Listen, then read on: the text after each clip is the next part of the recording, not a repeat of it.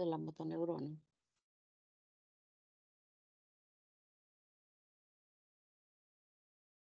Eh, la lesión de la motoneurona superior generalmente produce una paresia espástica, ¿no? Y las causas pueden ser debido a un accidente cerebrovascular isquémico o hemorrágico, o a un tumor, a un absceso, a un proceso infeccioso y de causa no infecciosa, ¿no? Otro ejemplo vendría a ser la esclerosis múltiple. La lesión aguda de la motoneurona superior eh, debido a un accidente cerebrovascular isquémico hemorrágico o a un ataque isquémico transitorio. Parálisis transitoria tras una crisis epiléptica o parálisis de TUD debido a un traumatismo reciente también de la médula espinal. Suele manifestarse inicialmente como una paresia flácida, ¿no? O sea, esta paresia espástica inicialmente puede empezar como una paresia flácida, convertirse posteriormente en una espástica. La paresia flácida es una lesión de la motoneurona inferior. Están recordando, ¿no? Acá la espástica, la motoneurona superior y la flácida, la motoneurona inferior.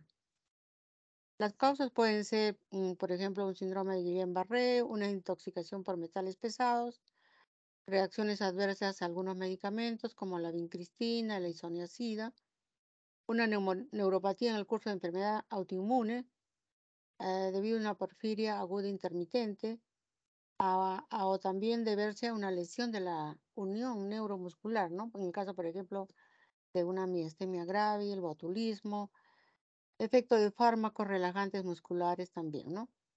Y la lesión del músculo propio, ¿no? Del músculo en sí, por ejemplo, una miopatía inflamatoria, una parálisis periódica, hipo o hiperpotasémica, ¿no? Puede haber también parecias espásticas y flácidas simultáneas. En el caso, por ejemplo, de una esclerosis lateral amiotrófica, una mielitis transversa y otras mielopatías. La paresia espástica por debajo de la lesión como resultado de la interrupción de la vía córtico-espinal. Y la paresia flácida a nivel de la lesión debido a la destrucción de las motoneuronas de las axis anteriores de la médula espinal. Acá tenemos un cuadrito que es muy interesante, que nos dice, de acuerdo a los signos que encontramos, cuando, qué es lo que se presenta cuando hay lesión de la motoneurona superior y qué es lo que se presenta cuando hay lesión de la motoneurona inferior, ¿no? Por ejemplo, los reflejos miotáticos, los tendinosos, ¿no? Cuando hay lesión de la motoneurona superior, pues hay hiperreflexia. Y cuando hay lesión de la motoneurona inferior, hay hiporreflexia o puede haber incluso arreflexia. Los clonus, el clonus aquiliano, en la motoneurona superior está presente y en la motoneurona inferior está ausente. Los reflejos patológicos, el signo de Babinski, el signo de Rosolino, está presente en la lesión de la motoneurona superior, pero en la motoneurona inferior está ausente, ¿no? Atrofia muscular. Cuando hay lesión de la motoneurona superior, está ausente, ¿no? Puede desarrollarse posteriormente una atrofia secundaria a la inactividad, ¿no? Por falta de uso de los músculos paréticos o paralizados, ¿no? Por eso es importante hacer la medicina física. En cambio, en la lesión de la motoneurona inferior, la atrofia muscular se instaura con rapidez. El tono muscular. En la lesión de la motoneurona superior está aumentado, hay espasticidad, ¿no?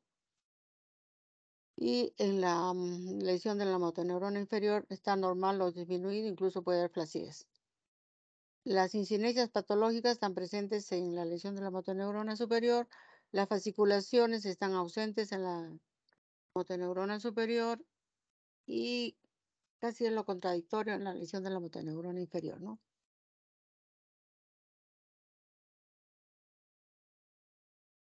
¿Cómo se hace el diagnóstico, no? El diagnóstico, pues primero tenemos que hacer una buena historia clínica, anamnesis y exploración física, ¿no? Por ejemplo, en el caso de paresia o parálisis de las extremidades, primero determinar su extensión.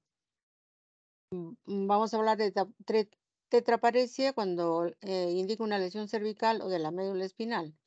La hemiparesia, afectación de la extremidad superior e inferior del mismo lado. Típicamente indica lesiones hemisféricas, especialmente de la cápsula interna. Y la paraparesia solo las extremidades inferiores. Y que esto indica una lesión del tóraco a nivel de la región torácica lumbar de la médula espinal. Y la monoparesia es causada con mayor frecuencia por una lesión del plexo braquial o del nervio periférico afectado, ¿no? En segundo lugar, hay que diferenciar entre paresia espástica y flácida. También hay que tener en cuenta para hacer el diagnóstico la alteración de los movimientos oculares. Cuando están presentes, indica una lesión de los pares craneales 3, 4 y 6. La paresia de los músculos maceteros es debido a una lesión del nervio trigémino. La paresia de los músculos faciales, si compromete la mitad de la cara, es una parálisis de Bell por daño del nervio facial ipsilateral, como que indica lesión en la motoneurona inferior. Si compromete solo la parte inferior de la mitad de la cara, con caída del ángulo de la boca y con la capacidad preservada de fruncir la frente y cerrar parcialmente el párpado, lo que nos va a indicar es una lesión hemisférica contralateral de la primera motoneurona. También puede haber trastornos de la deglución, ¿no? Disfonía indica lesión del nervio vago. La paresia de los músculos esternocleidomastoideos y trapecio indica lesión del nervio accesorio. Y la paresia de los músculos de la lengua indica lesión del nervio hipogloso. También hay que determinar el patrón temporal de estas paresias ¿no? o parálisis, ya que hay que ver si el comienzo ha sido agudo, subagudo o crónico. Las circunstancias en que se presentaron, ¿no? Por ejemplo, puede ir acompañado de alteración o pérdida de la conciencia debido, por ejemplo, a un traumatismo, y también investigar si no hay signos de infección, infecciones sobre todo recientemente adquiridas. Igualmente hay que ver si está focalizado, ¿no? Neurológicamente. Por ejemplo, cuando hay alteraciones sensitivas, cuando hay ataques o alteraciones visuales, trastornos de la micción y la defecación, nos van a orientar a qué nivel está la lesión, ¿no? Y también investigar si hay síntomas generales acompañantes, ¿no? A las paresias o parálisis, por ejemplo, a la presencia de fiebre. Otras exploraciones complementarias que ya nos van a ayudar mucho más a afinar el diagnóstico son las pruebas de imágenes, ¿no? Podemos, una tomografía computarizada, una resonancia magnética, en el caso de sospecha de una lesión del cerebro y o de la médula espinal. Eh, Estudios electrofisiológicos, hay que hacer un estudio de la conducción nerviosa, ¿no? ¿A través de qué? De la electromiografía, sobre todo en el caso, por ejemplo, de las lesiones periféricas.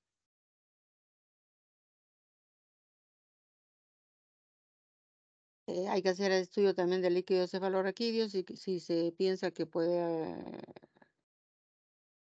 la causa es un traumatismo o una infección para ver si está patológico los líquidos cefalorraquídeos, está sanguinolento, etcétera. Y hay que hacer también estudio bioquímico, por ejemplo, de la creatina fosfoquinasa. ¿Qué es lo que tenemos que hacer inicialmente? Todo niño con parálisis, ¿no? Es una emergencia, o sea, todo niño que tiene una parálisis, digamos, flácida, ¿no? Es una emergencia médica, requiere evaluación y manejo sistemático. Hay que ver si no están comprometidos los músculos respiratorios, ¿no? Y en caso de que estuviesen comprometidos, pues este niño tiene que intubarse y entrar a apoyo ventilatorio con ventilación mecánica.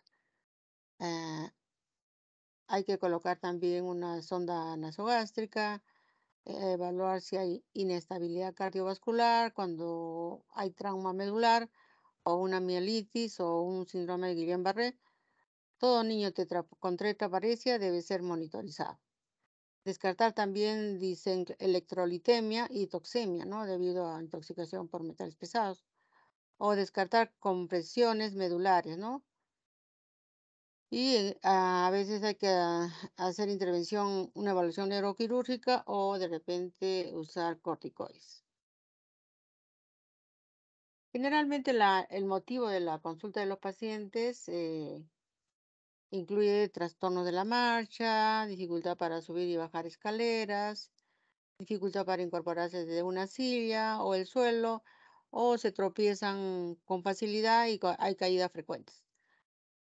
Muchos niños generalmente, inicialmente, los papitos llevan a la consulta con traumatología. Entonces, siempre es importante hacer una aproximación neuroanatómica para ver, de acuerdo al compromiso, si es hemiparesia, si es paresia, si es tetraparesia, nos va a orientar a qué nivel está la lesión, ¿no? Entonces, como les digo, una buena anamnesis es básica. Hay que ver si hay presencia de fiebre, dolor asociado, una distribución y progresión de la debilidad, trastornos sensitivos, autonómicos y también los nervios craneales. Ver si hay mioglobinuria o hay coluria, si hay control de esfínteres, ¿no? Porque muchas veces hay incontinencia urinaria o fecal. Infecciones previas o intercurrentes, presencia de exantemas, sobre todo cuando está asociada a infecciones por virus, ¿no? Una virosis, si hay consumo de alimentos o agua contaminada, si hay exposición a químicos o el uso reciente de fármacos, si el niño, por decir, ha sufrido mordeduras recientemente ha recibido vacunas o también si ha habido un trauma, ¿no? Y los síntomas que pueden ser los generales, cefalea, vómitos, convulsiones y otros déficits motores que sugieren una causa intracraneal. Y lógicamente también siempre si es ya un niño que está entrando a la adolescencia, pues hay que ver si no es un trastorno psiquiátrico. Entonces es importante el examen neurológico para localizar la lesión y hacer el diagnóstico diferencial respectivo. Hay que evaluar el nivel de conciencia, hay que evaluar los nervios craneales, el fondo de ojo, la pupila, si es reactiva o no, los signos vulvares, ¿no? El tono muscular, cómo está, aumentado o disminuido. Am, Hay que, bueno, por regla general o por definición en todos los casos de estos cuadros de parejas o parálisis, siempre hay disminución de la fuerza con distribución variable. Y lógicamente hay que ver si es simétrico o asimétrica, ¿no? Para ver qué nivel está, si es una patología medular o de cono medular. Debilidad marcadamente asimétrica, lesión a nivel de la raíz nerviosa, en el plexo o más hacia distal en un único nervio, ¿no? Este es un cuadrito que nos va a resumir todo lo que ya hemos dicho anteriormente. Lo pueden repasar, ¿no? Si es de motoneuronas, si son las raíces, si es de la unión neuromuscular, etcétera. Cómo está la distribución, cómo están los reflejos, cómo está el compromiso sensitivo.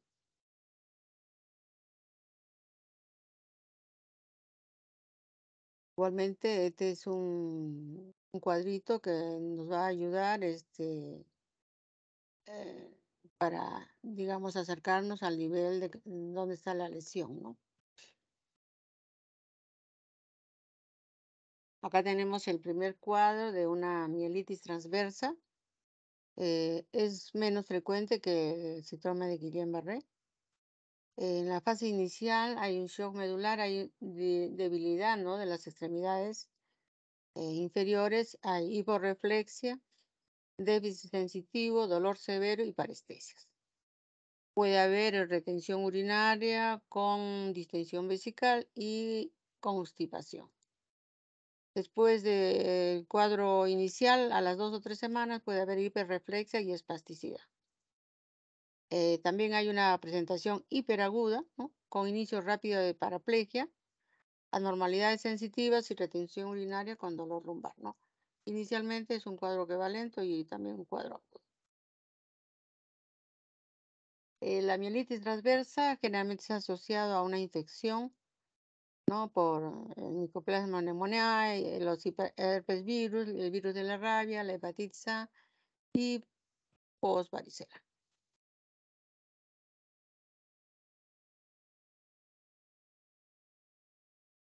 Cuando está a nivel de la médula, puede haber a consecuencia de, digamos, a la lesión de la médula, a consecuencia de un traumatismo, de un tumor medular, un absceso epidural, una discitis o un infarto medular a consecuencia de una vasculitis. Pueden configurar diferentes síndromes, ¿no? Síndrome de Brown, de Sequard, síndrome espinal anterior, síndrome de columna posterior o síndrome de sección medular. Cuando hay lesión de la motoneurona inferior, lo que tenemos es el cuadro de poliomielitis, producido por un virus, ¿no? El poliovirus, y que tiene 3 serotipos. El tipo 1, la causa más frecuente de epidemias de enfermedad paralítica. Generalmente la transmisión es fecal-oral, ¿no? Por los alimentos. La incubación es de 7 a 14 días. La persona que no está inmunizada y expuesta a virus de polio salvaje. Hay una infección inaparente en el 72% de los casos. Puede haber un cuadro de poliomielitis abortada o enfermedad menor en 24% y una poliomielitis no paralítica en un 4%. Menos del 1% desarrolla enfermedad paralítica, ¿no? Es lo bueno. El curso es difásico en menores de 15 años. Al inicio hay fiebre, fatiga, cefalea, vómitos, constipación o diarrea. Incluso puede haber rigidez de nuca y dolor severo de extremidades. En la segunda fase, el inicio agudo de parálisis progresa en 24 a 48 horas, ¿no?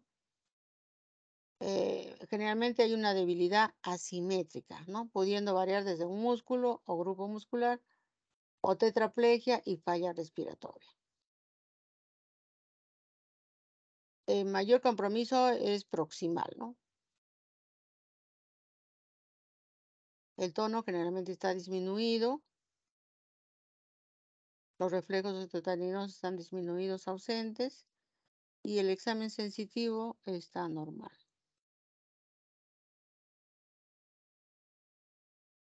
¿Qué es lo que tenemos que hacer cuando un niño presenta esta sintomatología? Hay que hacer un estudio del líquido cefalorraquídeo, donde vamos a encontrar un infiltrado precoz de polimorfos nucleares.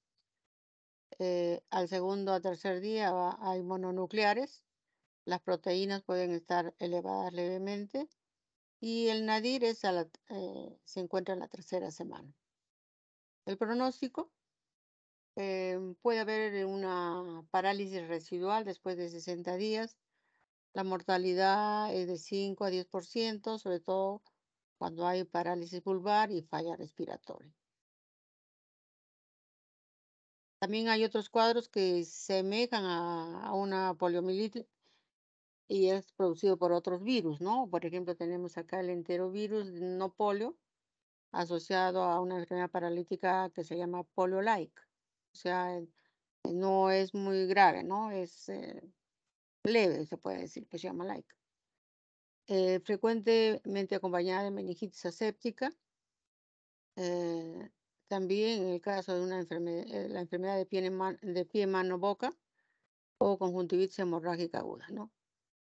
También puede producir estos cuadros de poliomielitis, se puede decir, el virus de Coxsackie A y B, el ecovirus, enterovirus, etcétera.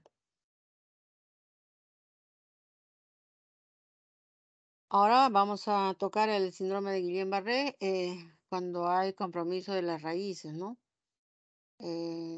La causa más frecuente es también de parálisis flácida en muchas partes del mundo, 50 a 60% de todos los casos.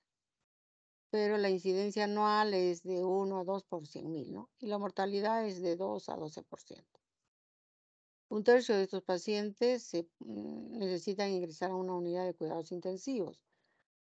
Algunas veces está asociado a la infección por Campylobacter jejuni, ¿no? Em, ¿Qué es lo que vamos a encontrar en un paciente que estamos sospechando de Guillain-Barré? Va a haber una polirradiculoneuropatía aguda monofásico sensitiva, motora adquirida, desmelinizante. Hay una debilidad, arreflexia, ataxia, síntomas sensitivos, autonómicos, evolución monofásica y autolimitada. En niños lo que vamos a encontrar es una debilidad aguda, simétrica, ¿no? Y ascendente, pero que va a progresar en días o semanas alcanzando su nadir a la cuarta semana en el 90% de los casos. En un 50-70% existe el antecedente de una infección gastrointestinal o respiratoria de entre 2 a 28 días previos, ¿no? Esta patología no se asocia ni a meningismo ni a fiebre.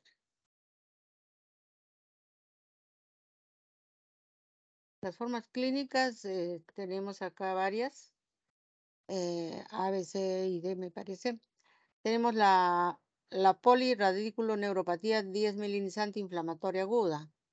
En el 85-90% de los casos se encuentra en países desarrollados. El cuadro inicia 2 a 4 semanas después de una infección respiratoria o gastrointestinal. Puede haber compromiso de los nervios craneales en el 30-40% de los casos, con compromiso de parálisis facial bilateral. Se observa una debilidad simétrica de extremidades inferiores que va evolucionando en forma ascendente, ¿no? Y los reflejos osteotendinosos están ausentes.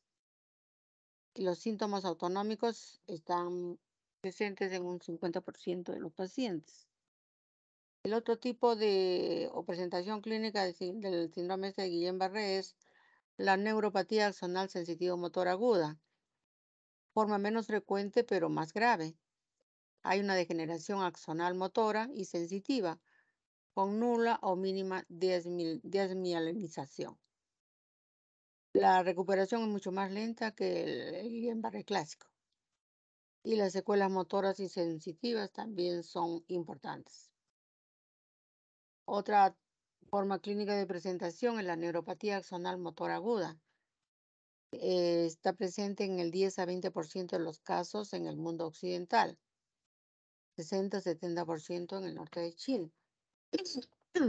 Y también están asociados a un cuadro gastrointestinal producido por Campylobacter jejuni. El cuadro clínico no es necesariamente grave, depende de la extensión de la lesión axonal.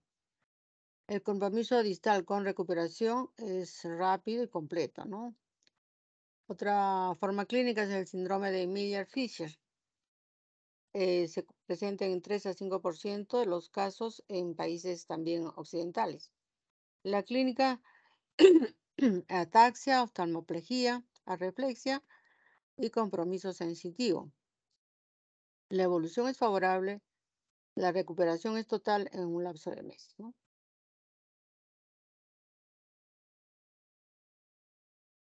Acá tenemos unos criterios de Asbury, ¿no? Am, que nos van a ayudar, digamos, a hacer el diagnóstico, ¿no? De estos pacientes. Signos requeridos para el diagnóstico. Una debilidad motora progresiva que compromete más de una extremidad. Una reflexia marcada e hiporreflexia, ¿no? En este síndrome de polirradiculoneuritis, ¿no? Guillain-Barré. Signos que apoyan fuertemente el diagnóstico. La ausencia inicial de fiebre, es una progresión en días a pocas semanas. El comienzo de la recuperación en algunos casos puede ser 2 a 4 semanas después de cesar la progresión. La debilidad es relativamente simétrica. Puede haber signos sensitivos leves. Hay compromiso de paredes craneales. En el estudio de líquido cefalorraquídeo, pues hay elevación de las proteínas después de la primera semana de síntomas, ¿no? Ahí también se puede observar un enlentecimiento de la conducción nerviosa o prolongación de la onda F con disfunción autonómica.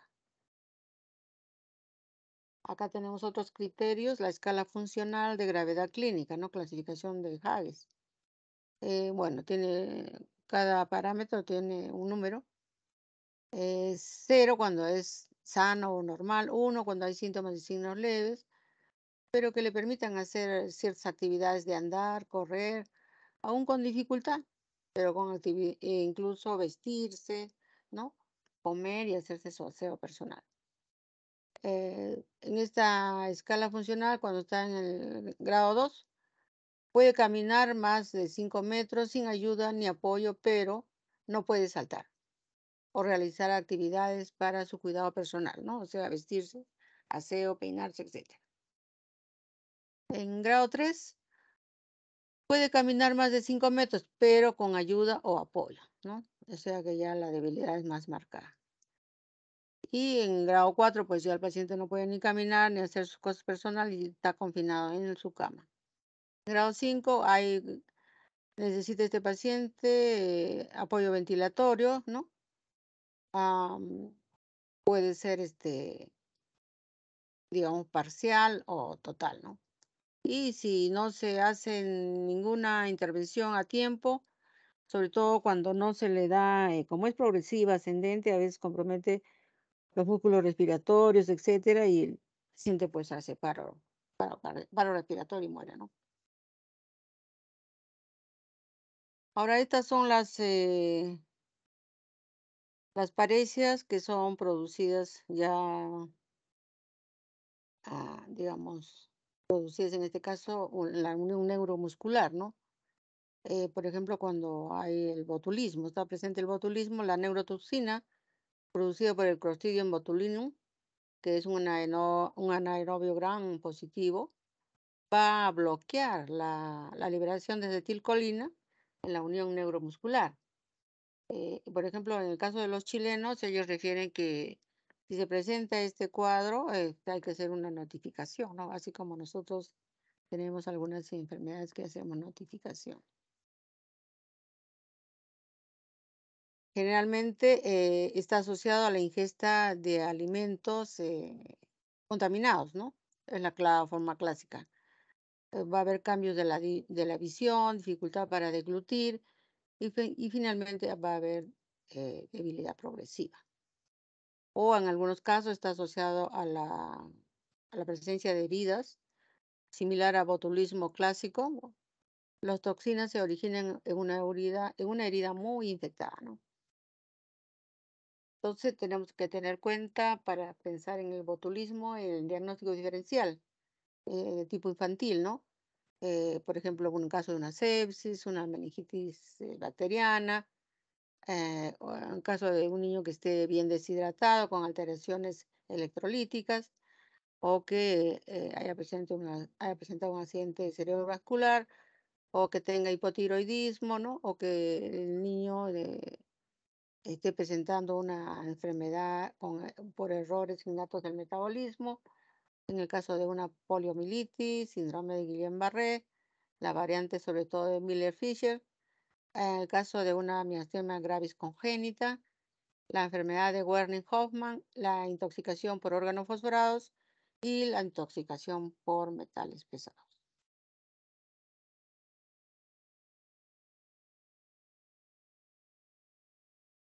Otra enfermedad cuando falla la unión, en la unión neuromuscular es la miastenia gravis, ¿no? Esta es una enfermedad, trastorno autoinmune, ¿no? Está mediado por anticuerpos anti-Rh. La clínica es variable. Va a haber una fatigabilidad y debilidad del músculo extraoculares y faciales con tosis y diplopía. Puede haber una disfunción vulvar, cuadros exacerbados por actividad y aliviados con el reposo y el frío. El riesgo de insuficiencia respiratoria en crisis miastenia también puede haber, ¿no? Los reflejos osteotendinosos pueden estar normales o abolidos en casos severos. El diagnóstico. Hay que hacer la prueba de mestinón, nivel sérico de otros anticuerpos anti-Rh. Hay que hacer un estudio electrofisiológico, o sea, electromiografía. Am, eh, entonces hay que hacer todos estos estudios que, bueno, generalmente ya consultamos al neurólogo, ¿no? Las neuropatías periféricas, menos frecuentes que la polirradiculoneuropatía aguda, generalmente son trastornos simétricos bilaterales de nervios periféricos.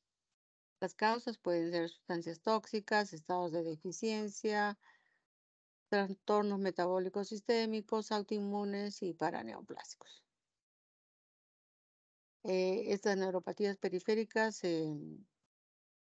tienen un riesgo vital, digamos, bastante de riesgo, ¿no? O elevado. En este caso tenemos acá las neuropatías producidas por intoxicación de metales pesados como el arsénico, el plomo, el mercurio, el talio, el envenenamiento por el pez ciguatera, envenenamiento por toxinas paralíticas de moluscos como la saxitoxina, eh, como consecuencia de la ingesta de algunos fármacos y algunos agentes quimioterápicos, ¿no? También puede haber fallas del, digamos, de estos nervios, de un neuromuscular, cuando hay intoxicación por órganos fosforados y carbamatos, que son estos inhibidores de la acetilcolinesterasa, ¿no? La toxicidad colinérgica con debilidad y parálisis posterior a la exposición cutánea por inhalación o ingestión. En el caso de que la lesión esté a nivel del músculo, puede ser consecuencia de una miositis infecciosa, una rabdomiolisis, una intolerancia al ejercicio, una parálisis periódica familiar o debido a enfermedades autoinmunes, ¿no? Como la dermatomiositis. El tratamiento en general de todos estos cuadros puede ser con pulsos de metilprednisolona a dosis de 30 miligramos kilo día, máximo 1 gramo por día. También se puede administrar gamma globulina, 2 gramos por kilo, y en algunos casos hacer el recambio plasmático, ¿no? El tratamiento específico, por ejemplo, en el caso del síndrome de Guillain-Barré, en niños es el uso de inmunoglobulina en dosis de 0,4 gramos por kilo durante 5 días o dosis de 1 gramo por kilo durante 2 días, actualmente considerada más efectiva, ¿no? Completando siempre una dosis total de 2 gramos por kilo. En el caso de la intoxicación por la toxina del Clostridium botulinum, se puede usar la antitoxina, ¿no? Eh, mediante la inmunoglobulina, ¿no? Antibotulínica de origen humano. Listo. Bueno, eso es todo lo que les quería decir. Son 36 diapositivas. Gracias por su atención. Son 3 clases, la verdad que son numerosas. Bueno, ahora vamos a seguir con la otra clase que es deshidratación severa.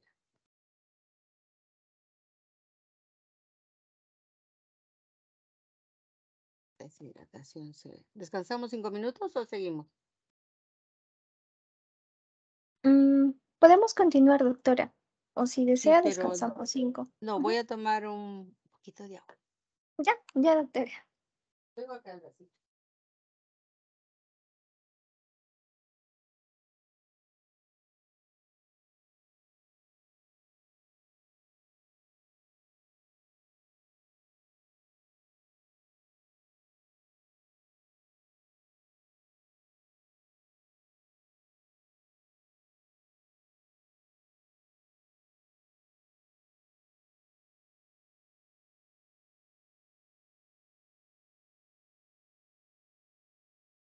No crean que se seca la garganta, por eso es que ustedes han visto en algún congreso, alguna disertación, la verdad que se seca la garganta, así que siempre hay una botellita con vaso al lado, ¿no? Sí, doctora. Listo. Entonces vamos a hablar de deshidratación. Esta es una patología bastante frecuente, más que todo en niños, ¿no? En pediatría.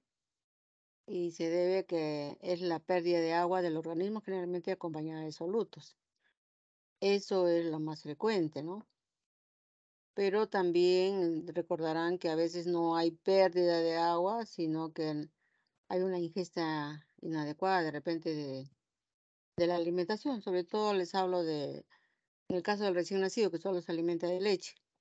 Entonces, ahí no hay pérdida, solo hay una falta de ingesta adecuada de líquidos, que en este caso es la leche, y el niño presenta por un tipo de deshidratación también que puede ser severa, ¿no? Una hipernatrémica.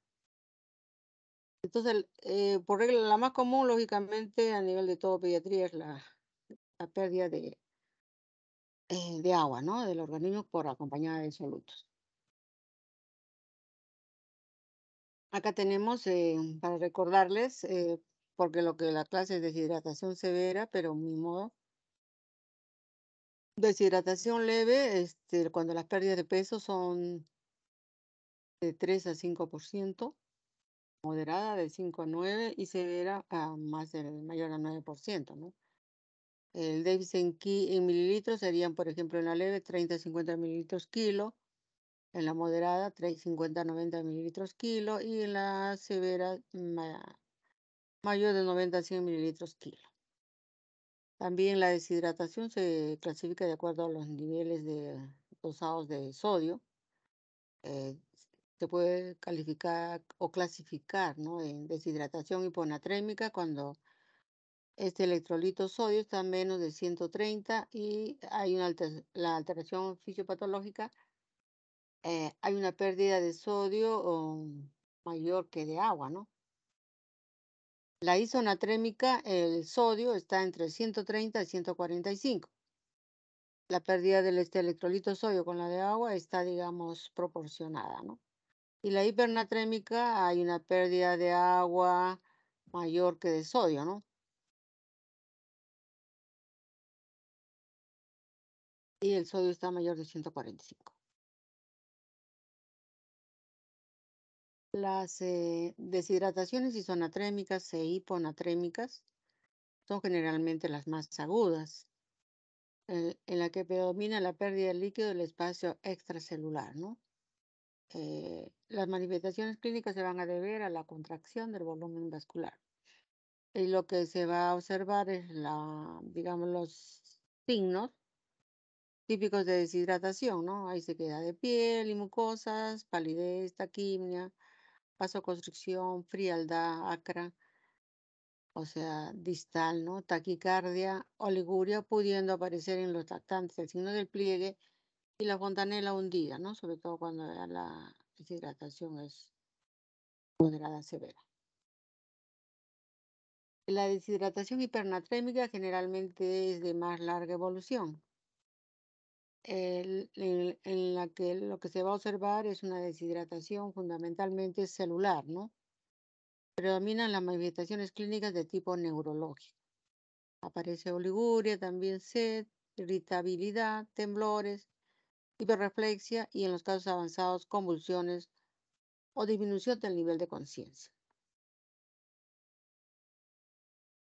Acá en este cuadrito vamos a ver la etiología más frecuente en deshidratación. Puede ser, como les digo, por escasos aportes o ayuno prolongado, disminución de la ingesta de agua y, como les digo, en los casos del recién nacido, porque no hay una alimentación con lactancia, ya sea materna o mixta, digamos que muchas veces se ve eso, ¿no? Dice la mamita, ¿por qué la señora le ha hecho bajar tanto de peso? Eh, es que me han dicho que cuando despierte le tengo que dar de mamar y mi hijito solo se despertaba 4 veces al día. Entonces no recibe el aporte adecuado, ¿no? Por eso es importante también la educación sanitaria al momento del alta. Cuando hay pérdidas excesivas, ¿no? Por ejemplo, problema gastrointestinal, diarrea, vómitos, ¿no? O de repente toman, se les da laxantes a los bebés y bueno, se van en diarrea. O hay síndromes de malabsorción, ¿no? O cuando hay un problema renal, ¿no? Hay poliuria o este es un paciente cardíaco, renal, qué sé yo, y usa diurético. Y también hay que ver, hay un balance negativo, ¿no? sobre todo cuando hay nefropatías, como la tubulopatía, ¿no? Cuando hay pérdidas también incrementadas por pérdidas insensibles, sobre todo en el caso de niños con quemaduras, ¿no? Importantes, en el caso de fiebre, ejercicio físico intenso, ah, calor intenso, sobre todo en ambientes secos, y la fototerapia, ¿no? No se olviden también que cuando el niño está en fototerapia, el niño tiene que recibir un aporte extra porque hay pérdidas insensibles incrementadas. Si hay trastornos endocrinológicos, por ejemplo, diabetes mellitus, ¿no? Diabetes insípida, síndromes perdedores de sal o un síndrome adrenogenital, ¿no? La hiperplasia suprarrenal congénita, cuando son niños perdedores de sal, el niño viene bien deshidratado y con aponatremias marcadas. Otros son los drenajes quirúrgicos, ¿no? O respiratorios, porque hay polimia, ¿no? También se incrementa digamos, las pérdidas. O cuando hay pérdidas de iones por el sudor, ¿no? En el caso de una fibrosis quística. También cuando en forma iatrogénica, por así se dan soluciones de rehidratación mal preparadas, ¿no? O no se hace un cálculo adecuado de las pérdidas que hay que reponer. Entonces el niño llega al hospital, se lo hidrata, pero en forma deficiente, ¿no? Entonces es importante también, en el caso, por ejemplo, de que haya pérdidas, por ejemplo, un bebé que tenga, les hablo, bueno, yo más como soy neonatóloga, es un niño que está distendido, que está en NPO, y le pongo una sonda orogástrica, y de repente hay residuo gástrico, por decir, más de 10 mililitros en cada turno, por exagerar, entonces la indicación es reponer volumen a volumen. En el caso igual acá, ¿no? Drenajes quirúrgicos. Si hay X cantidad, yo tengo que poner, ¿con qué se repone? En volumen a volumen, con suero fisiológico. Entonces, ¿qué síntomas y signos vamos a encontrar en la deshidratación, no? Nos vamos a enfocar más que todo a una deshidratación moderada, severa y otra cuando hay shock, ¿ya? Eh, el niño puede presentar una apariencia alterada, ¿no? Puede estar irritable o puede estar letárgico, ¿no? Esto es más común, como les digo, una deshidratación moderada severa. Puede haber una disminución de la diuresis, ¿no? O hay de repente el flujo urinario menos de 1 mililitro kilo hora, ¿no? Por eso es importante en los niños que están deshidratados posteriormente, control de peso y un balance hídrico adecuado. Eh, Hay disminución de la diuresis, como les digo, o un color anormal de la piel. Las extremidades están calientes, la apariencia alterada, irritable, letárgico. am, Puede haber acá ya ojos hundidos, mucosas secas. Puede haber taquicardia, taquimia, ¿no? Y el relleno capilar todavía está menos de 2 segundos, ¿no? Cuando ya el paciente va, digamos, perdiendo cada vez más líquido, pues ya puede estar entrando en shock, ¿no? Ya puede haber alteración de conciencia con letargia, él puede tener la piel marmórea o pálida, como dicen, extremidades frías, hay alteraciones progresivas del estado de conciencia, ¿no? Am, Hay taquicardia, taquimia, pulsos periféricos débiles y el higiene capilar mayor de 2 segundos. En estos casos también puede irse acompañado de hipotensión o shock descompensado, ¿no? Esta es una escasa de Gorelick para ver más o menos, me va a ayudar a hacer un valor predictivo, ¿no? Para si es una deshidratación moderada o grave. Si encontramos ojos hundidos, mucosas secas, ausencia de lágrimas, pérdida de turgencia cutánea, lo que está en negrito nos indica, digamos, más compromiso, ¿no? Del paciente. Deterioro del estado general, pulso real débil, respiración anormal, o generalmente estos niños a veces están con respiración acidótica o de Kussmaul. Frecuencia cardíaca mayor de 150 latidos por minuto y la Hollywood.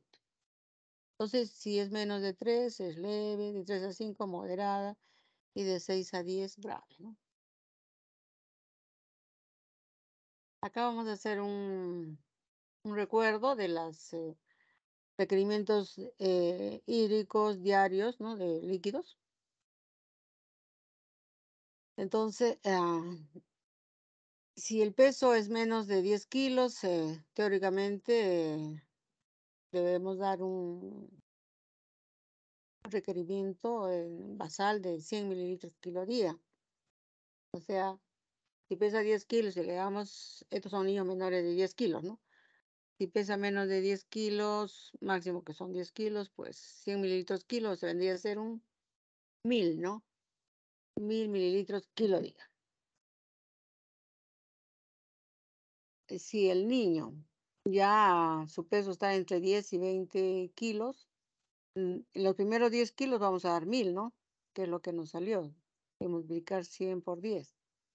Y le vamos a aumentar 50, ¿no? Por cada kilo adicional. Supongamos que pesa 15 kilos, pues yo le voy a dar 1000, más 5 por 5, 25, ¿no?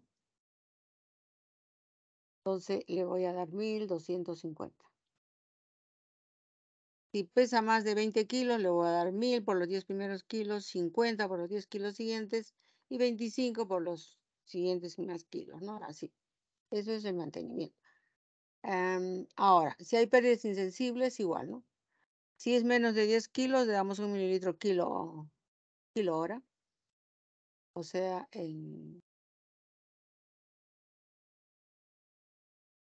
si pesa 10 kilos, le vamos a dar por 24, 240, ¿no? Pérdidas insensibles. Y así vamos a ir sacando. Igual las pérdidas concurrentes, ¿no? Hay que ver diuresis mayor de 3 mililitros kilo, hay pérdidas gastrointestinales mayor de 20 mililitros kilo, deben reponerse, como les digo, volumen a volumen.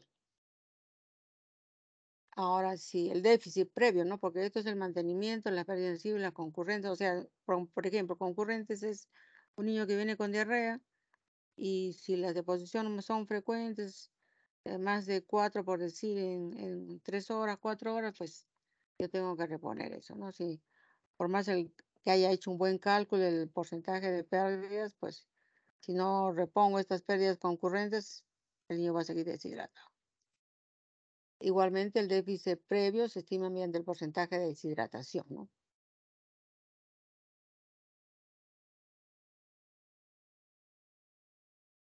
Generalmente, de acuerdo al tipo de deshidratación, es el tiempo que se va a emplear en hidratarlo, ¿no? Supongamos que ha fracasado el plan A, ha fracasado el plan B, que le hemos colocado gastroclisis, el niño me vomita, etcétera, etcétera, pues tengo que pasar al plan C, que es rehidratación endovenosa.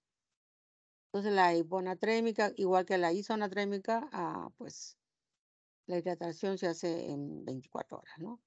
Puede ser con una hidratación rápida, con la solución polielectrolítica, o el 50% en las primeras 8 horas y el resto en 16 horas. En el caso de la hipernatrémica, es un tipo de hidratación lenta, ¿no? Se puede dar en 48 a 72 horas por el riesgo digamos, edema cerebral, ¿no? Porque ya saben que la célula que es la que está deshidratada. Entonces, las indicaciones de hidratación parenteral son que el niño esté con alteración del estado de conciencia, que esté, pues, lógicamente, a un grado de deshidratación de tercer grado, con o sin signos de shock. Diarrea, como le decía, de alto gasto fecal, mayor de 10 centímetros por kilo por hora, o más de 2 deposiciones líquidas en una hora, o más de 10 en las últimas 24 horas, ¿no? O, o más de 6 en las últimas 4 horas. O sea, por eso les digo, hay que hacer evaluaciones continuas del niño que viene bien deshidratado y de estas pérdidas concomitantes o concurrentes que llaman. Y por eso también es importante el buen balance y el control de peso, por lo menos inicialmente cada 2 y cada 4 horas posteriormente, ¿no? Depende de cómo responda a la hidratación. Supongamos que este niño, a consecuencia, pues, de su diarrea, está haciendo un hilio paralítico. ah, o presenta un cuadro de tipo quirúrgico, obstrucción intestinal, bueno, no le podemos dar nada por vía oral, ¿no? Tenemos que hacer todo el tratamiento endovenoso. Lo que les dije, ¿no? Si hay fracaso en la hidratación oral, ya sea con plan A o plan B, entonces tenemos que pasar a la vía endovenosa. O el niño, pues, no, también pues vomita y vomita y listo. Incluso con la gastroclisis a veces el niño vomita. Entonces ya no podemos esperar, ¿no?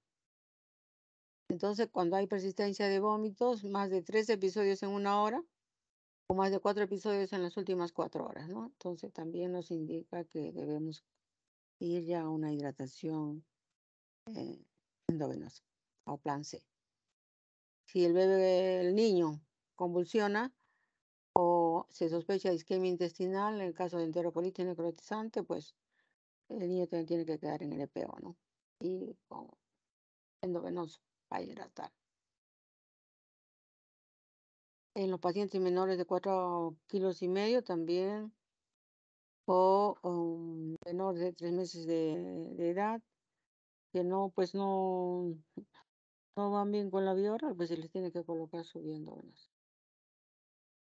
Entonces acá este es un esquema, a grosso modo, para ver los signos de deshidratación, más que todo en un lactante, ¿no?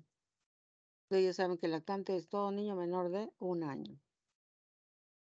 Con Daniela deprimida, ojos hundidos y sin lágrimas, nivel de conciencia reducido, mucosas orales secas, signo del pliegue evidente.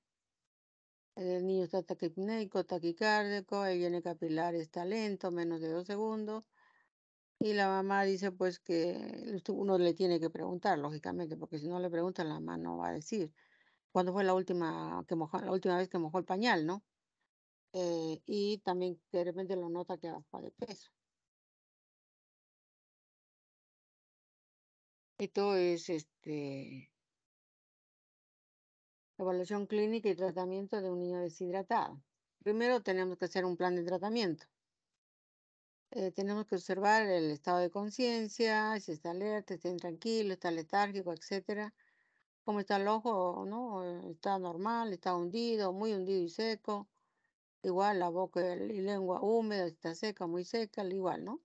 Y después de hacer este examen, eh, vamos a explorar. La exploración más que todo con el signo del pliegue, ¿no?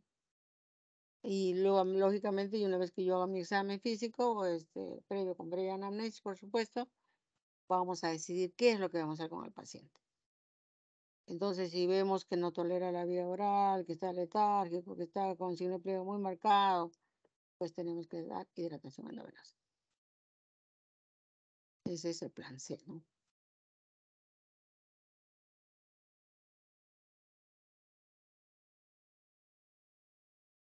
Bueno, este es para hacerles recordar también en el caso de plan A, para darle las sales de rehidratación, en la cantidad que debemos dar de acuerdo a la edad, ¿no? Por ejemplo, si es menor de 2 años, podemos dar 50 a 100 mililitros, que equivale más o menos a un cuarto o a media taza, ¿no? Am, y si es de 2 a 10 años, pues vamos a dar el doble, ¿no? Media taza a una taza de sal de rehidratación. Y mayor de 10, ¿no? Todo lo que desee. Esta es la última guía de estos cuadros no hay otra guía más frecuente, más reciente, ¿no? Del MINSE. E igual, ¿no? Este es el plan B. Digamos, igual qué cantidad vamos a dar de estas sales de rehidratación oral, ¿no?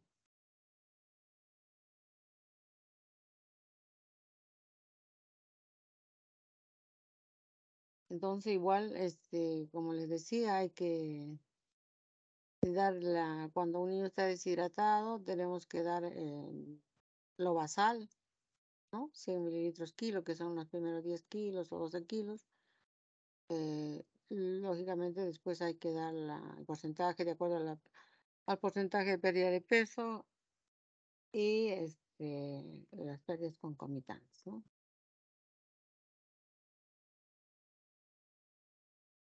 Entonces, digamos de acá más o menos unos 20 años. Bueno, se puso de moda la solución polielectrolítica, ¿no? La solución polielectrolítica es esta su composición. Sodio tiene 90 mil equivalentes, potasio 20, cloro 80, bicarbonato 30 y glucosa 20. Eh, Antiguamente se hacía la hidratación rápida con esta solución polielectrolítica, por decirle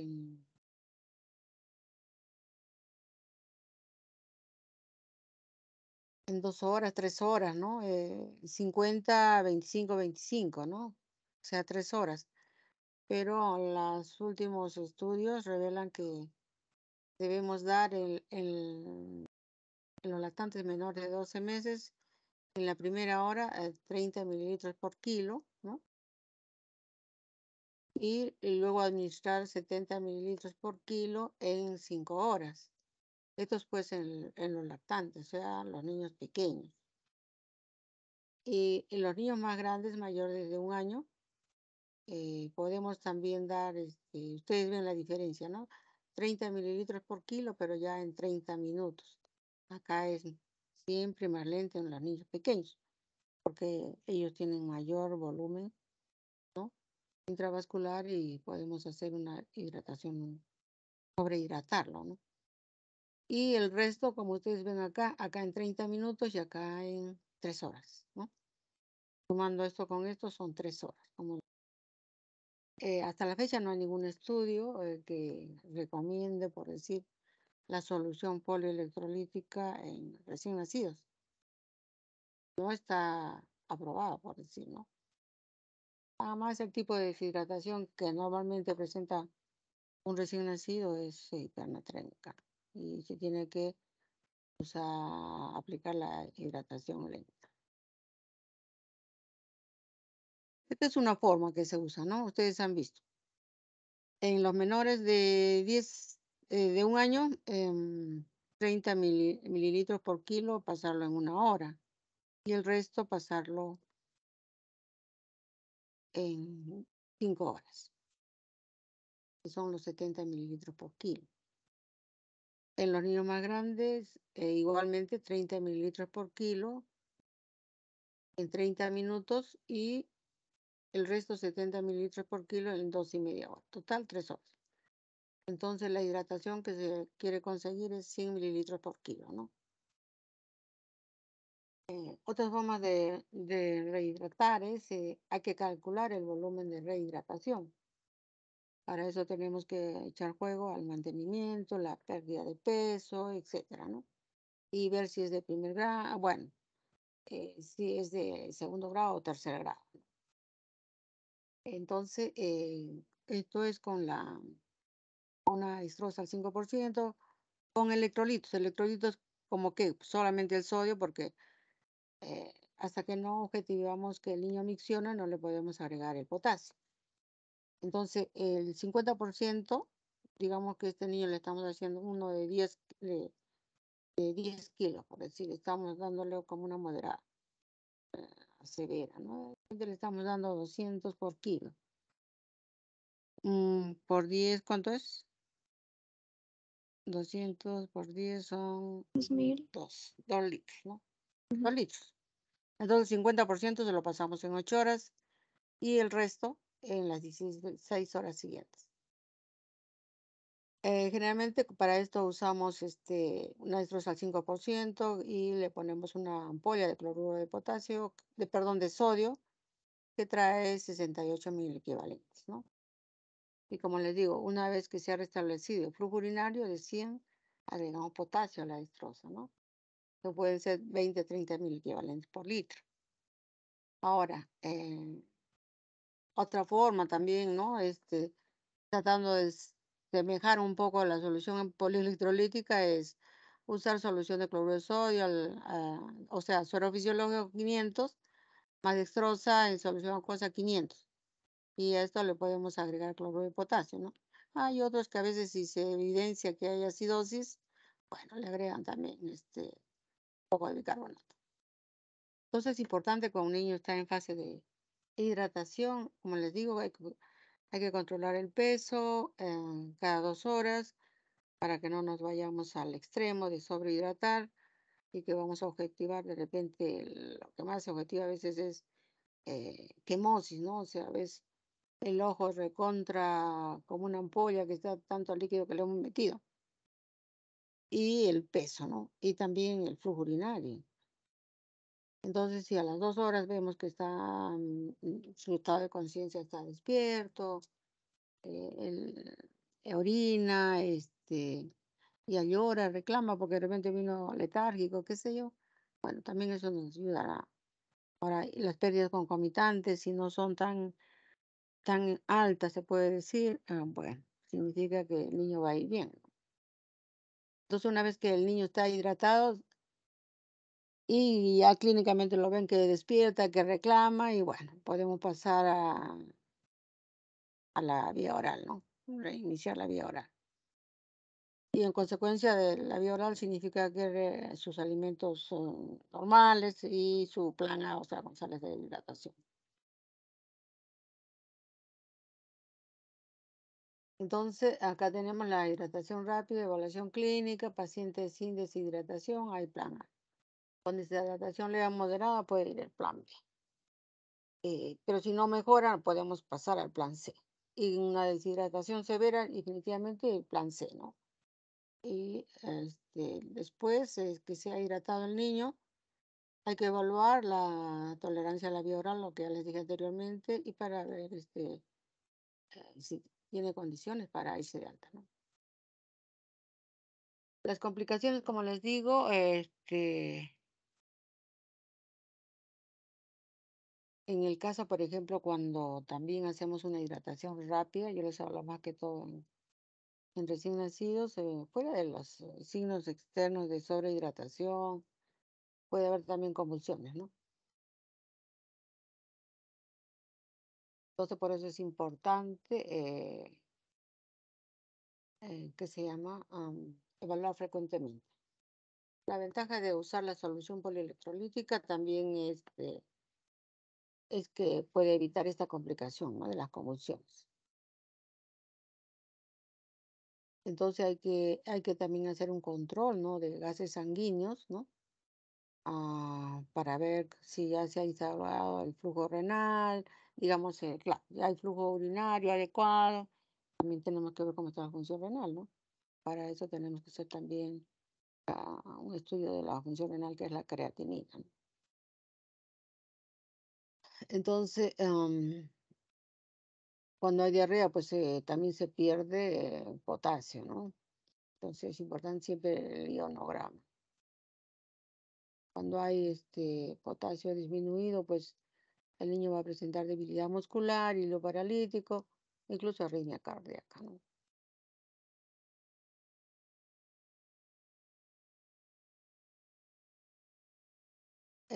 También el niño puede presentar hipoglicemia, ¿no? Ya que va el niño que está con un cuadro de deshidratación y si no le damos, digamos,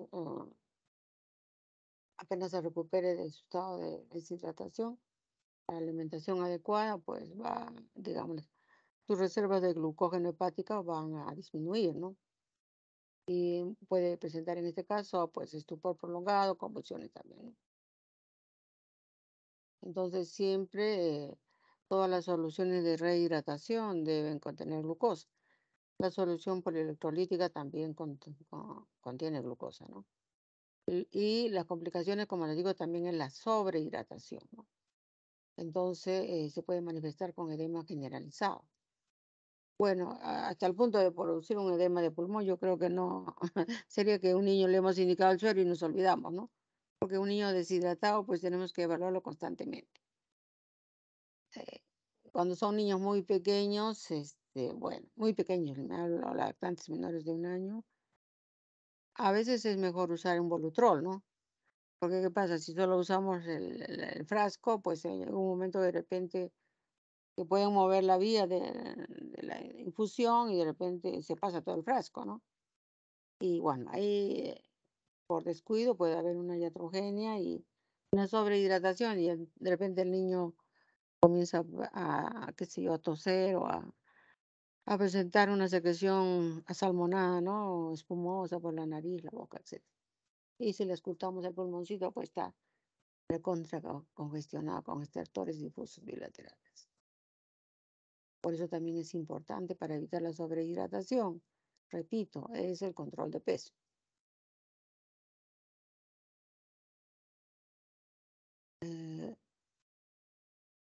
Ahora, también otra complicación cuando no hacemos un cálculo adecuado de los líquidos, donde si hay una deshidratación de tercer grado, es que si no hay una, por eso que también, como les digo, fuera de medir el flujo urinario, hay que medir prueba de función renal, la creatinina. Cuando un niño está deshidratado, que consideramos puede presentar una insuficiencia prarrenal, ¿no? O sea, por falta de líquido. Entonces, tenemos que hacer un buen cálculo de esto, ¿no? Entonces, debe sospecharse insuficiencia renal a pesar de haberse repuesto el déficit adecuadamente, ¿no? Em, Entonces, también por eso es importante a veces usar la solución polielectrolítica porque vamos a reparar el déficit en 3 horas, ¿no? Entonces, los criterios de alta van a ser que el paciente esté con una rehidratación adecuada, que ya por lo menos se ha repuesto todo el déficit y lo único que vamos a seguir es el mantenimiento. Y si las pérdidas concurrentes son bajas, pues podemos quitar la vía endovenosa, ¿no? De todas maneras, la vía endovenosa es un tratamiento invasivo, también tiene sus efectos colaterales. Em, si el niño está tolerando la vía oral, está ya recuperado sus pérdidas, ¿no? Su déficit, se le puede dar el alta, ¿no? Y si además está tolerando la vía oral, ¿no? Y ya no hay signos evidentes de deshidratación. Por ejemplo, ha recuperado la turgencia de la piel, el peso también ha recuperado, su estado de conciencia es adecuado y hay una, digamos, el dosaje de electrolitos, o sea, los gases o el ion. Los gases, ¿no? Generalmente se hace porque, como les decía, a veces cuando hay deshidratación severa, puede haber no solamente alteraciones de los electrolitos, sodio, potasio, sino también puede haber disminución del pH, acidosis metabólica, disminución del anión GAPA, etc. Y después, lógicamente, que hay que, bueno, darle el alta y con la consejería correspondiente y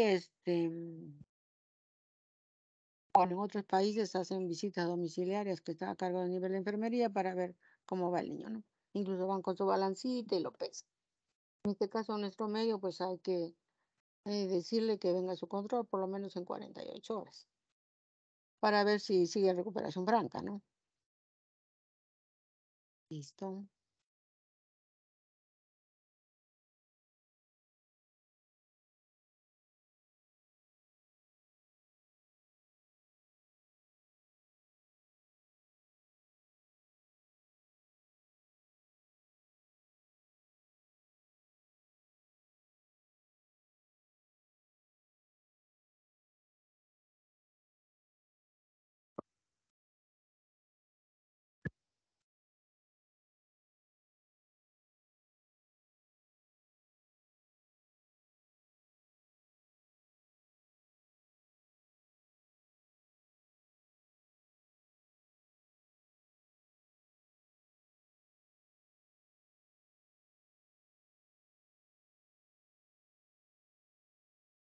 ¿Están viendo? Sí, doctora, shock hipovolémico.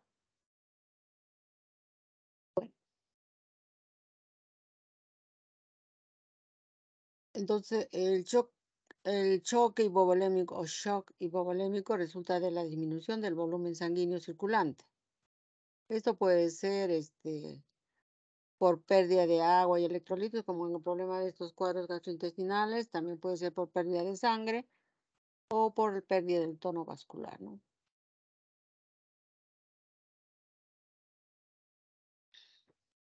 El choque hipovolémico depende de la gravedad no solo del déficit de volumen, sino también de la edad, el estado premórbido del paciente, ¿no?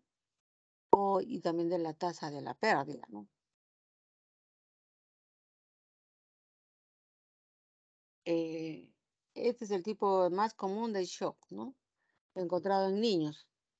Y es la causa, digamos, de millones de muertes en el mundo cada año, ¿no? Sobre todo en países subdesarrollados, ya que la mayor causa en países pobres o en desarrollo es la diarrea, ¿no? Generalmente es un síndrome clínico agudo producido por la hipoperfusión y a consecuencia de esto una disfunción de los órganos vitales. Y al haber disminución del volumen, pues va a haber una disminución de la precarga, ¿no?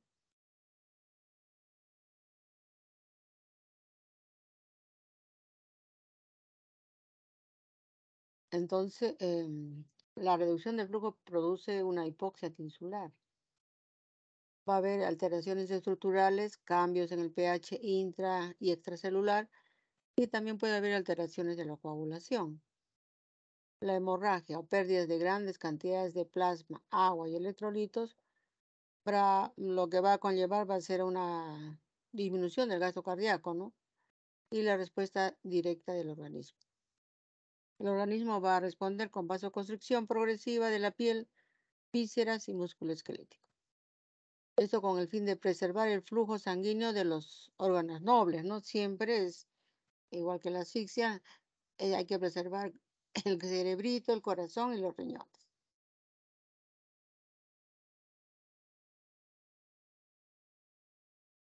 Entonces, la hipovolemia significa que hay una disminución del volumen intravascular, ¿no? Esto va a estimular a mayor actividad de los vasoreceptores y menor actividad de los mecanorreceptores. ¿Eso qué va a condicionar? Va a condicionar una respuesta del sistema nervioso central.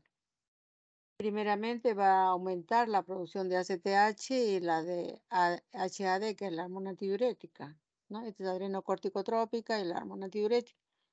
¿Qué va a llevar a eso? Va a llevar una mayor producción de cortisol, ¿no? Por las suprarrenales. Y esto va a condicionar que ante la hipovolemia que se está presentando va a haber una retención de sodio en consecuencia de agua, ¿no?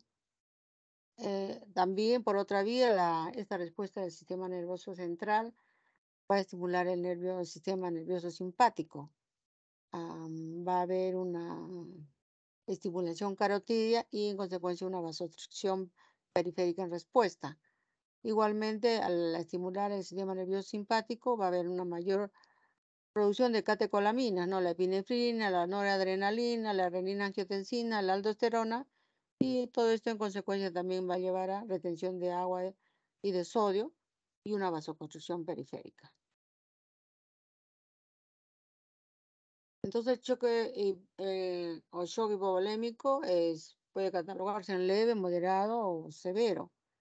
Leve cuando hay una pérdida del 20% del volumen sanguíneo. Va a haber una disminución de la perfusión de órganos capaces de tolerar isquemia, ¿no? Y el paciente va a presentar frío, cambios posturales de pulso y presión, venas del cuello aplanadas y las orinas concentradas y lógicamente escasas.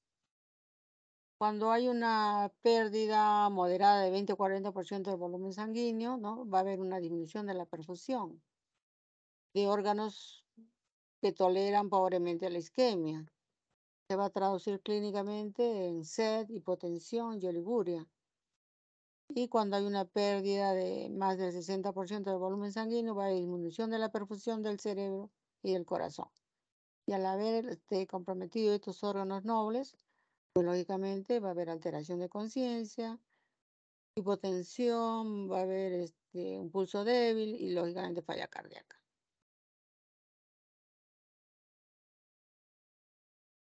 En el caso, por ejemplo, de que haya pérdida sanguínea, ¿no? Por hemorragias. Estas pueden ser hemorragias internas o externas, ¿no? En caso de hemorragias internas, por ejemplo, cuando hay traumatismo, ¿no? Rotura de vasos o vísceras macizas como hígado, vaso o riñón, etcétera. Esto es en general, ¿no? O complicaciones del embarazo, ¿no? Sobre todo cuando hay un embarazo ectópico, alteraciones de la coagulación. Y externas pueden ser de causa pulmonar, gastrointestinal. Acá vamos a ver que pueden ser sangrados por úlcera, por varices, o traumatológicas, o renales por infecciones o tumores, ¿no? Cuando la depresión es por líquidos, o sea, lo que más frecuente es en niños pediátricos, hay depresión de fluidos, ¿no? También puede ser por pérdidas internas y externas. Pérdidas internas, por ejemplo, cuando hay una pancreatitis, una oclusión intestinal, hay una presencia de un tercer espacio, ¿no? Ascitis, hay edemas generalizados, en el caso, por ejemplo, de quemaduras. Y pérdidas externas, pues la clásica, vómito, diarrea o también quemaduras o niños que tienen poliuria a consecuencia del uso prolongado de diuréticos o dosis inadecuadas o una diabetes insípida o perdedora de sodio, ¿no? Entonces, ustedes van a ver en este cuadro, lo que nos interesa es lo en pediatría, pero acá para conocimiento les he puesto lo que se presenta en todas las edades, ¿no? En el caso de shock hipovolémico en pediatría, generalmente, como les digo, puede ser hemorragia gastrointestinal, diarrea y deshidratación, quemadura y traumatismo. Esas son las causas frecuentes de shock hipovolémico en pediatría. En el caso de adultos, pues también bien, hay algunas que son lo mismo, pero también se agrega, por ejemplo, fractura de pelvis, problemas de neoplasia, ¿no? Neoplasia pulmonar, gástrica, intestinal o varices esofágicas sangrantes. Las mujeres, esto es ya de la parte ginecológica, hay un embarazo ectópico, un desprendimiento prematuro de placenta, ruptura uterina, placenta previa. Y en los viejitos de tercera edad, pues infecciones que evolucionan a shock séptico, ¿no? Los viejitos con frecuencia se fracturan la pelvis y el fémur, ¿no? O presentan problemas de insuficiencia cardíaca, también se deshidratan, pues. Entonces, cuando nosotros vemos un paciente que presenta taquicardia y hay una vasoconstricción cutánea, ¿no? Debido a lo que ya se hemos manifestado en la fisiopatología, significa que estamos ante una pérdida de volumen, ¿no? Porque son respuestas ante una pérdida de volumen, la taquicardia y la vasoconstricción cutánea. Cualquier paciente que esté frío y con taquicardia es considerado en shock hasta probar lo contrario, no se olviden de esto. Entonces, ¿qué es lo que debemos prestar atención, no? ¿A qué datos clínicos? ¿Cómo está el pulso, la intensidad del pulso, cómo está la frecuencia respiratoria, la circulación cutánea, cómo está la presión sanguínea? Y lógicamente tenemos que ver los estudios laboratoriales, cómo está la hemoglobina, el hematocrito, sobre todo si hay problemas de hemorragia, ¿no? O cómo está el índice de base, el nivel de lactato, ¿no? Porque cuando hay shock hipovolémico o shock séptico también se eleva, hay acidosis metabólica, etcétera.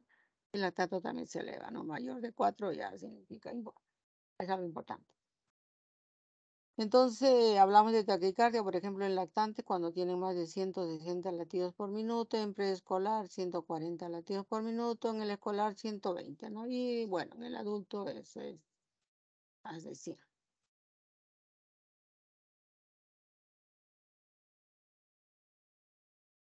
Entonces, ¿cómo se hace el diagnóstico de shock hipovolémico? Hay criterios empíricamente aceptados para pensar que el paciente está en presencia de un shock. Entonces, generalmente vamos a encontrar un paciente que está, el ABC que dicen, ¿no? En otros sitios, la apariencia, ¿no?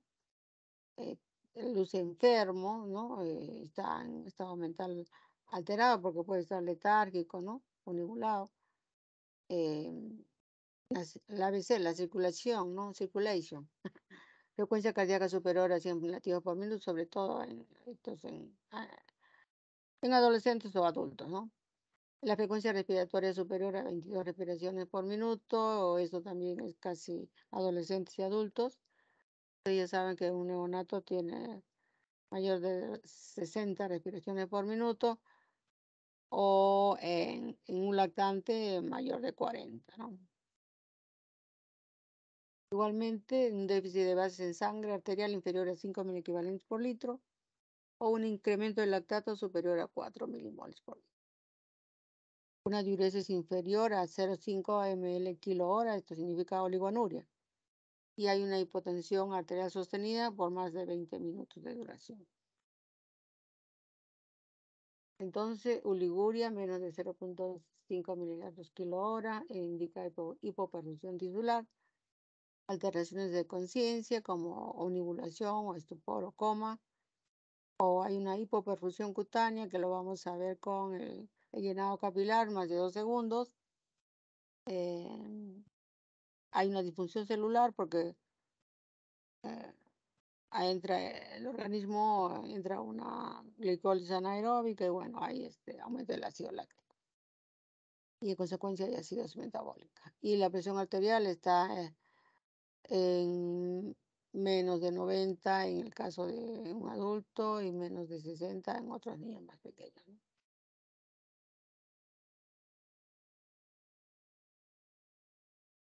Entonces, el shock lo podemos dividir en 3 etapas, ¿no? El estado de que está un shock compensado, un shock progresivo y un shock irreversible.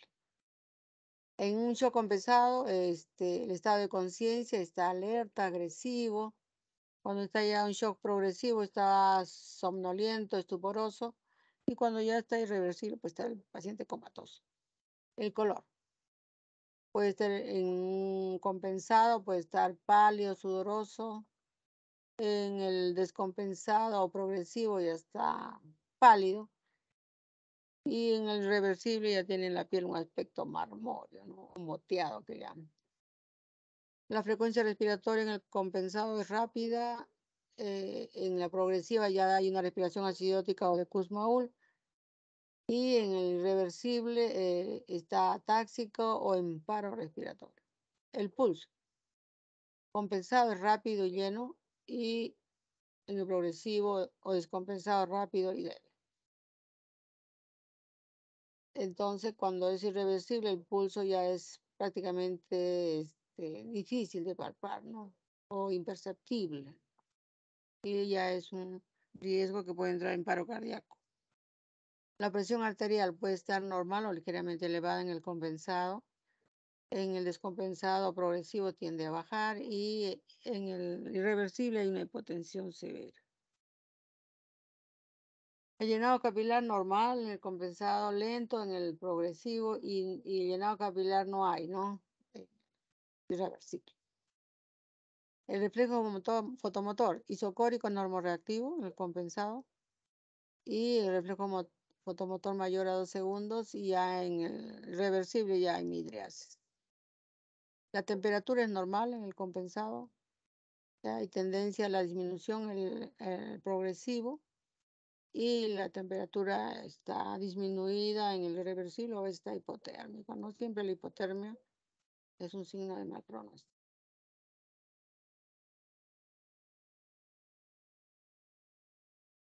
Entonces igual, no todo paciente que está hipotenso está en shock, mientras no se demuestre lo contrario. En algunos casos el diagnóstico no es tan fácil, ¿no? Hay que precisarlo, ¿no? Porque a veces hay pacientes que tienen, digamos, comorbilidades previas. Acá tenemos la frecuencia cardíaca, ¿no? Promedio, cuando el niño está despierto y cuando el niño está dormido. Cuando el niño está despierto, lógicamente es más elevado y cuando está dormido es menos, ¿no? Acá tenemos, por ejemplo, un niño de 10 o más años, ¿no? La frecuencia cardíaca despierto es 60, 100, casi igual que el adulto. Promedio 75. Cuando está dormidito es baja, ¿no?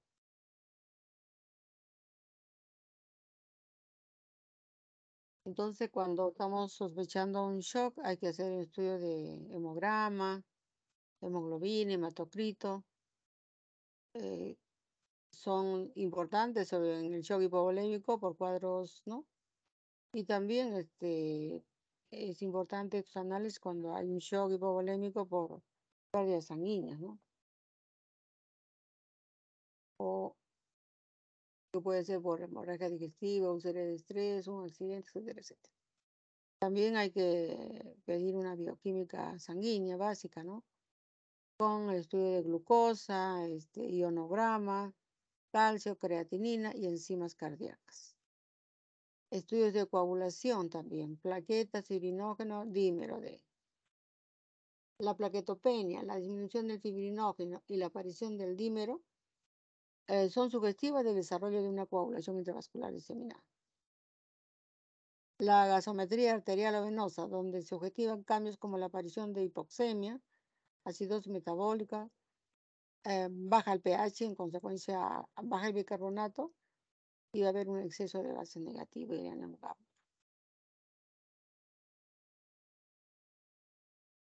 Entonces, en el tratamiento es importante la fluidoterapia, ¿no? Se utiliza una reposición precoz de líquidos para expandir el volumen intravascular y así aumentar el retorno venoso y mejorar la perfusión tisular.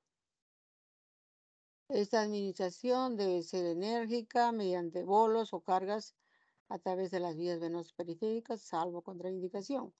Si es un problema cardíaco, puede sacarse el shock con estos bolos, pero hay que estar controlando con más precisión el riesgo de que este niño en algún momento entre en insuficiencia cardíaca o en agudo de pulmón. O sea, se lo saca el shock, pero con más cuidado. Ahora, los tipos de sueros, dosis y frecuencia, bueno, es de acuerdo a cada tipo de shock, ¿no?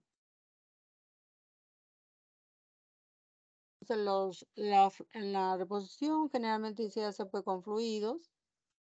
Puede ser cristaloides como el suero fisiológico, el lactato Ringer, ¿no?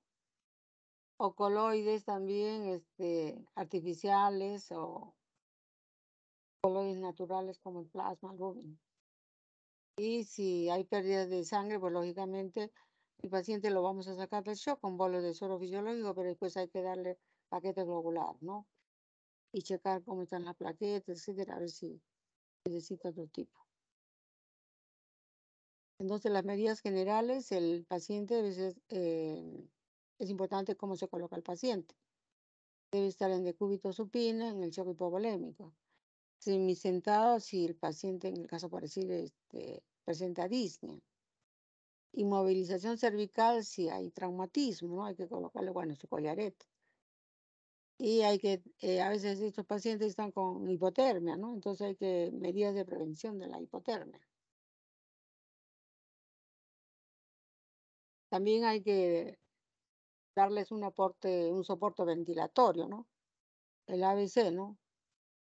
Apariencia, circulación, color, presión y la B que es respiración, ¿no? Hay que ver si la permeabilidad de la vía aérea, hay que dar oxigenoterapia si lo necesita. Todo paciente shock debe recibir oxígeno mediante mascarilla tipo Venturi con la fracción inspiratoria de CO2 necesaria para conseguir saturaciones adecuadas, ¿no? Mayor de 2%. Y si amerita ventilación mecánica, pues hay que darle ventilación mecánica.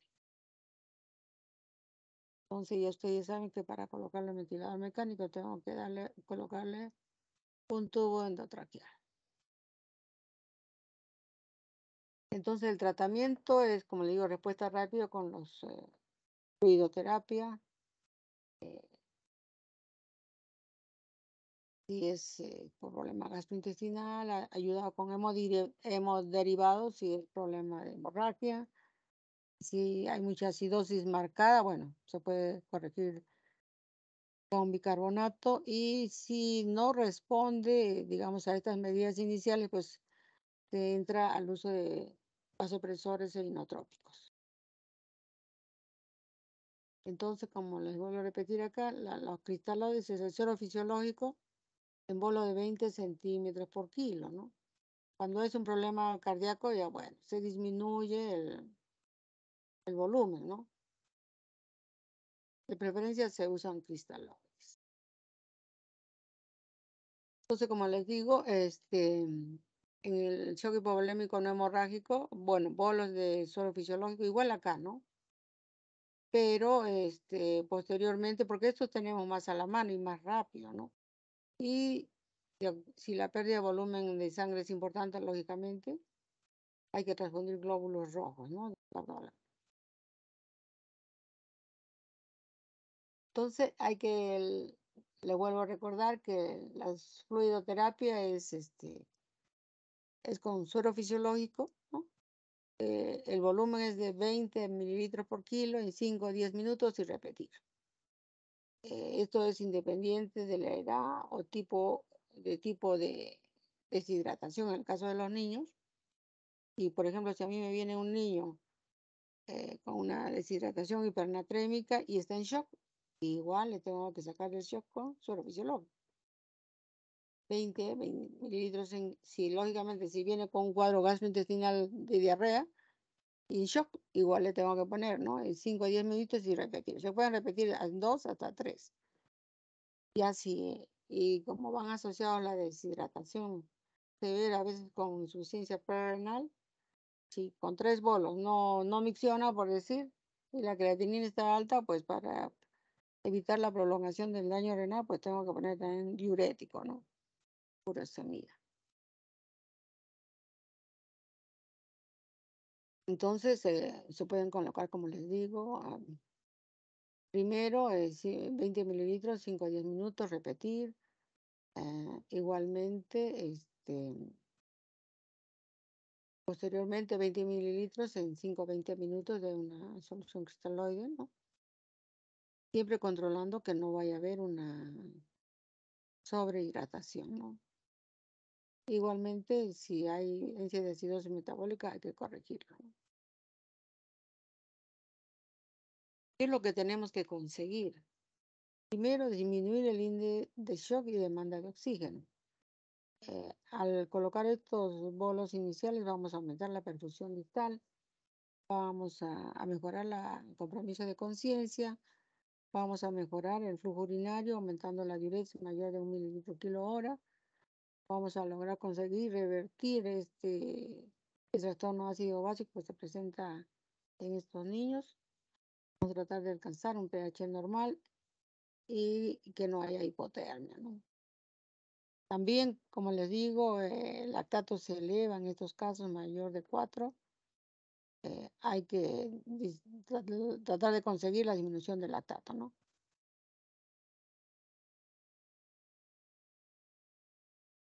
Y también hay que mejorar la saturación, ¿no?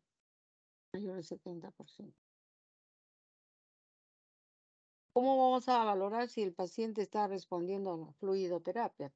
Bueno, le tenemos que medir la presión sistólica. Probablemente inicialmente vino hipotenso y si mejora la presión sistólica es que este niño está respondiendo, ¿no?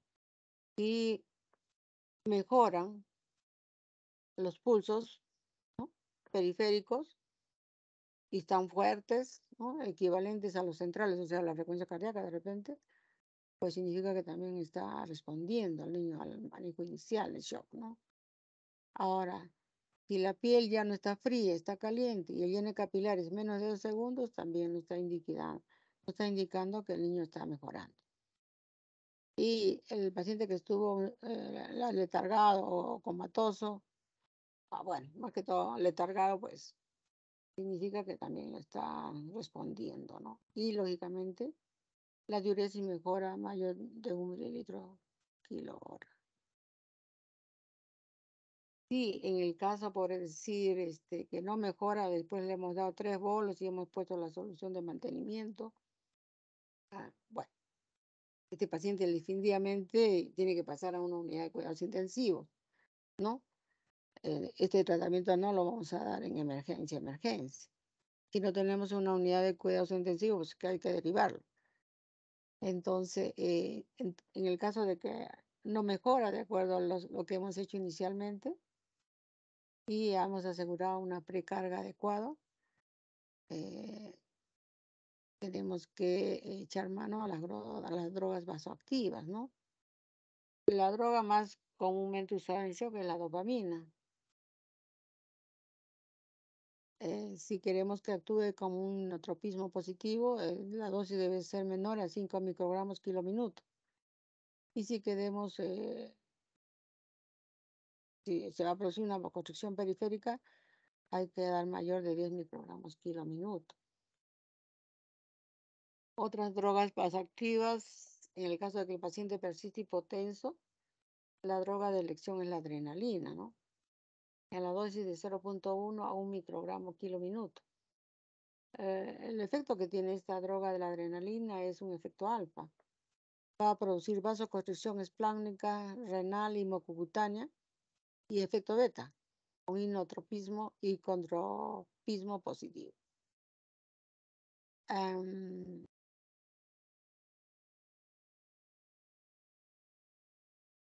bueno, recomiendan algunos en este Up to Date de que a veces está controversial su uso, ¿no? De adrenalina, bueno, pero siempre se usa. Los hemoderivados, ¿no? En el caso de shock hemorrágico resistente a cristaloides, hay que pasar concentrado de glóbulos rojos, ¿no? A 10 mililitros por kilo. Si sobre todo se ha observado o se ha comprobado una pérdida significativa de sangre, ¿no? Se considera que hay una triada letal cuando hay hipotermia, acidosis y coagulopatía. En este caso puede haber un shock oculto, ¿no?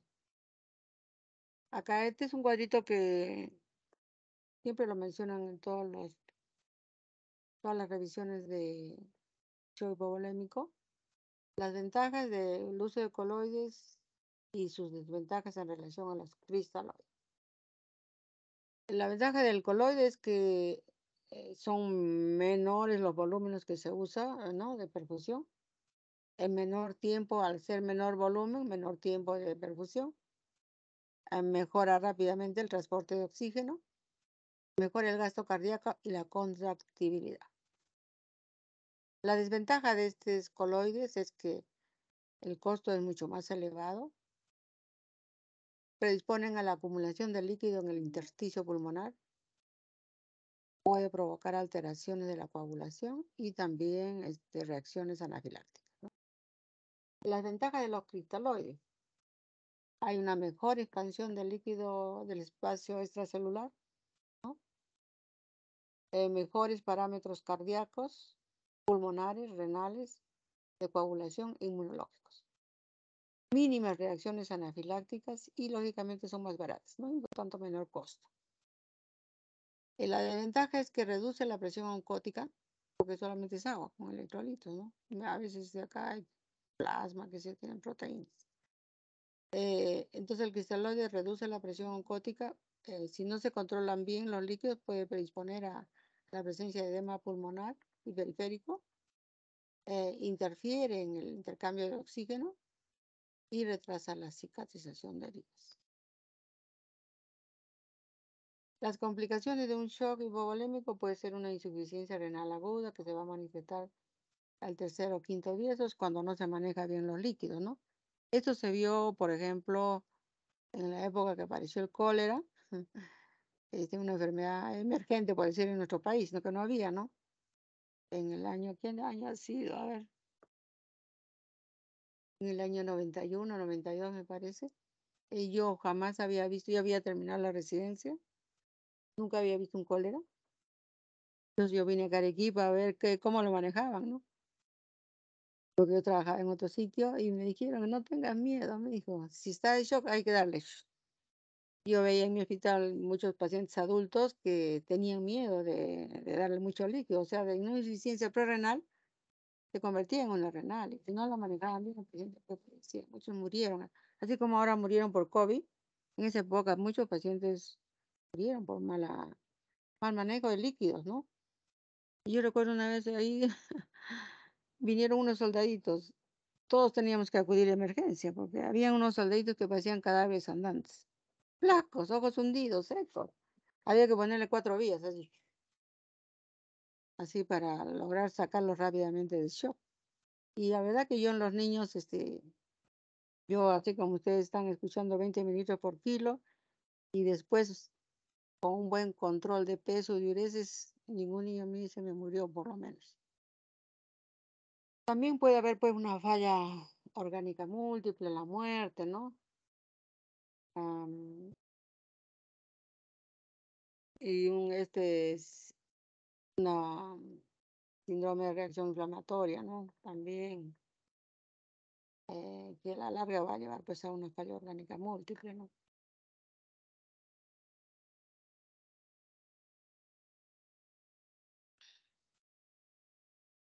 Entonces, la morbimortalidad del choque hipovolémico depende de diversos factores, entre ellos la etiología, las condiciones fisiológicas subyacentes del paciente, el tipo de shock, el inicio y duración de la terapia apropiada, ¿no? Lo que le comentaba cuando apareció el cólera.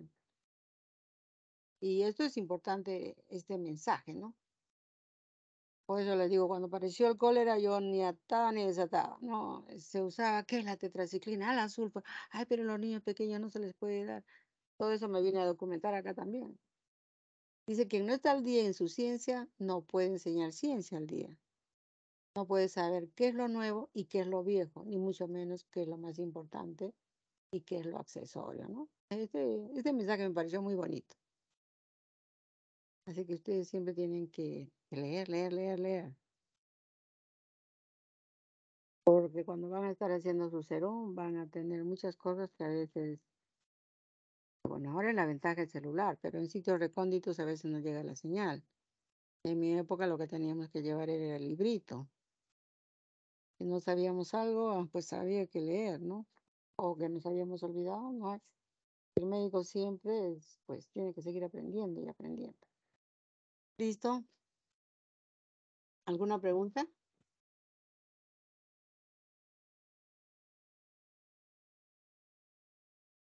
¿Ah?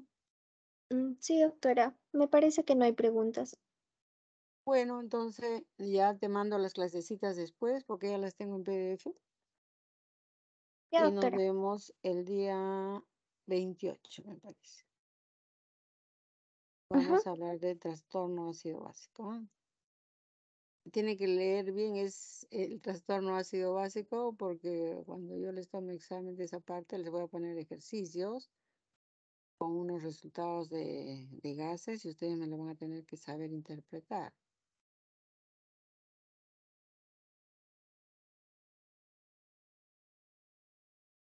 Ok, doctora. Listo. Ujú. Ok, gracias. Gracias, doctora. Hasta luego. Hasta Gracias, luego. doctora. Hasta luego.